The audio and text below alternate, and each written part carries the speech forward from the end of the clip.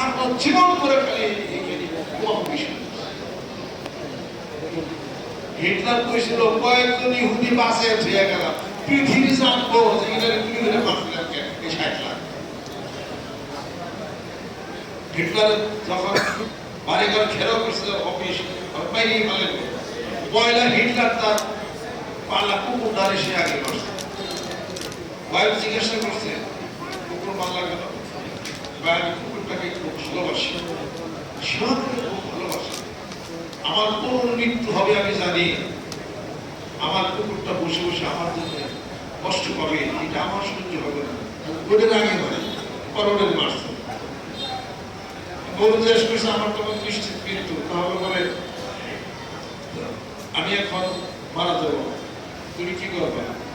আপনি বললে আমি পয়সা থেকে লাভ নাই, বউ মরে গেছে সামনে।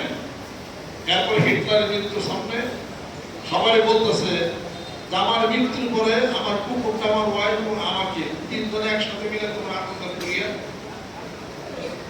ব্যানিশ করে দিল। পরে হিটলার মরে গেছে। পটাশিয়াম সায়ানাইড, পটাশিয়াম সায়ানাইড এটা বিটানা সুগার বলতে পারবে।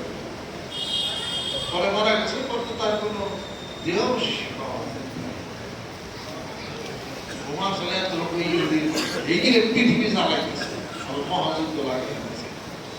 ওই জায়গার কোন খবর নাই আমিন সুরে না আসতে।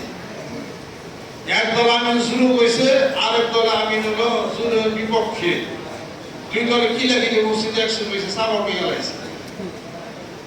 রাস্তাটা যাইতেছে, যারই তারে জিজ্ঞেস করতেছে আমিন তুমি সুরে না আসতে, যদি শুরু খাও তো মাপ পাই যাবে। আসতে গেলে একে বর্তমানই হলো না। ভাই মাপ চাই, আমি তো নামাজি করি না। আমি শুনে গিয়ে আমি নাচতে গিয়ে নামাজি তো করি না। কাপটি জানা থাকা পাইছে ইয়ার পরে বর্তমানে কি লইয়ে আল্লাহ আস্তাগফিরুল্লাহ আস্তাগফিরুল্লাহ আস্তাগফিরুল্লাহ। অতএব এই নামাজ আমরা তো আহলে হাদিস, এই পাঁচ তাতে কি আছে? আমি তো মাঝে মাঝে এনে বাইরে নামাজ পড়ি, আর আমি শুরু করি আদুর উপর রবের করছে, আদুর রয়েছে সহি হাদিস শিবেছে রবের করতে কি খালি একটা জিনিস করেন না।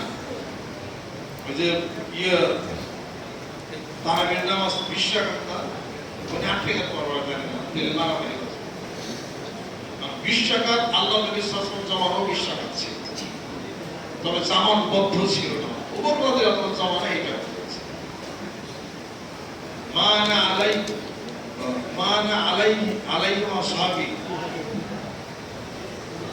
আসহাবাতু কুল্লুহুম আদুল বিআইয়িকুম ইহতাদাইতুম আলাইকুম বিসুন্নতি ওয়া সুন্নাতিল খুলাফায়ে রাশিদিন আল-মাহদিয়িন ওয়া তু আলাইহা বিন-নাওয়াজিজ। সুবহানাল্লাহ। অতএব সাহাবাদের কথা কল এগুলো কিন্তু হাদিস শরীফ। রাসূল খুদা সাল্লাল্লাহু আলাইহি সাল্লামের কথা হুকুম আহকাম যা আছে হাদিস শরীফ সাহাবাদের। হযরত ওমর রাদিয়াল্লাহু আনহু যেমন এটা করেছেন জামাত বদ্ধভাবে। বিশ্বকাপ মক্কা শরীফে কয় রাকাত তারাবি? 20 রাকাত। মদিনা শরীফে কয় রাকাত? 20 রাকাত। ওই না হাদিস যায় না, মনে যায় না ওনে 8 রাকাত কও ওকে কোন জায়গা পড়ে না। বাংলাদেশের গ্রামে গঞ্জে আবুল তখন উল্টা পাল্টা পেশাবুজি করতেছে, ওইটুকু খেলে পাইনি না। মানিকগঞ্জ আমার সাথে যে নির্দেশ দেয় ওই নির্দেশ আমরা ফলো করি।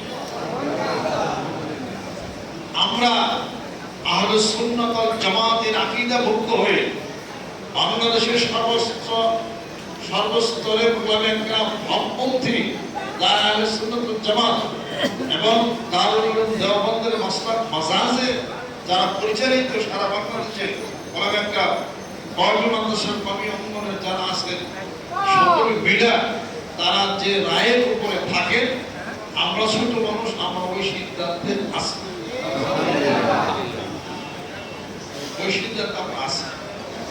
কিছু জোরে হইলে সমস্যা নেই, আস্তে হইলেও সমস্যা নেই।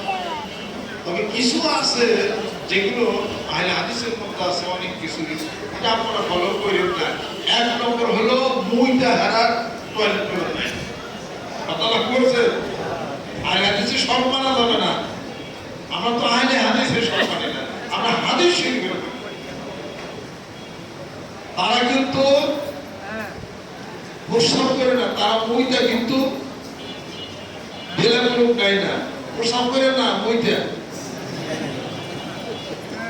প্রস্রাব তাকেই বলা হয় যার সমর্থনে হাদিস শরীফ আছে ইস্তিনজাহু আনিল বাউল, অর্থাৎ প্রস্রাব থেকে সতর্কতা অবলম্বন করো। যেটার থেকে সতর্কতা অবলম্বন করা হয় ওটার নাম হলো প্রস্রাব, সতর্কতা অবলম্বন করা হয় না ওটার নাম হলো মুত। কথাকে বুঝিয়ে পারছি জোরে বলো। জি আব্বা। আল্লাহ এর যদি আহলে হাদিস কেউ আগে মুসাফা তো করবে না, কে এত করবে? আমি যা করি ভালোবাসা দিয়ে করি, আমি অন্তত পক্ষে আপনাদের বিরুদ্ধে কোনো বক্তব্য আমি দিই না। প্রস্রাব করে ইস্তিনজাহু বাউল, সতর্কতা অবলম্বন করো, অর্থাৎ কি প্রস্রাব করার পরে এই প্রস্রাব কিন্তু করার পরে দাঁড়াইলে ফোঁটা ফোঁটা পড়ে, যদি পানি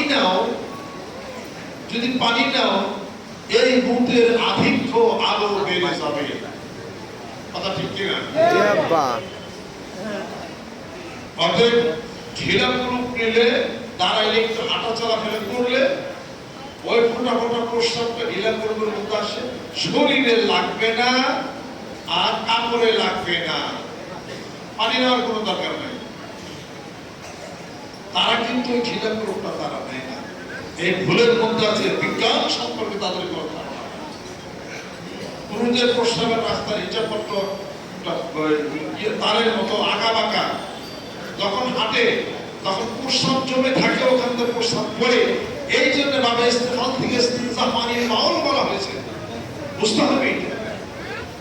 অতএব আমরা আহলে হাদিস, তার মানে হাদিস শরীফ, বুখারী শরীফ, মুসলিম শরীফ, তিরমিজি শরীফ, নাসাই শরীফ, ইবনে মাজাহ শরীফ যা আছে এগুলো ফলো করি, আপনাদের মতামত আমরা ফলো করি।